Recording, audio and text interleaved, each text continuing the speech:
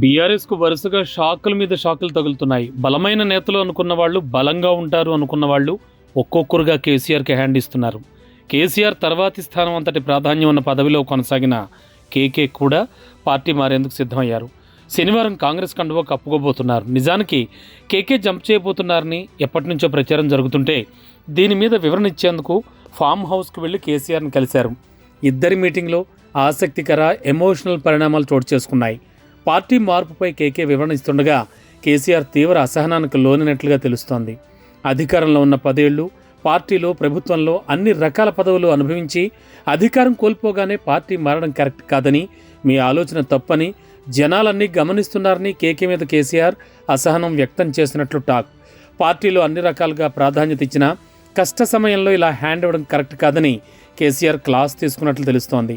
దీనికి కేకే వివరణ ఇస్తుండగా కేసీఆర్ మరింత ఆగ్రహం వ్యక్తం చేసినట్లు తెలుస్తోంది.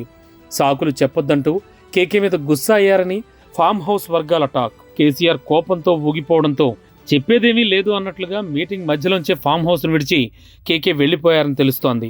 బీఆర్ఎస్ వర్కింగ్ ప్రెసిడెంట్ కేటీఆర్ అయినా ఒక రకంగా ఆ పార్టీలో కేకేకి 2వ స్థానం కల్పించారు కేసీఆర్. అలాంటి వ్యక్తి ఇప్పుడు పార్టీ మారుతుండడం గులాబీ శ్రేణుల్ని ఆందోళనకు గురిచేస్తోంది.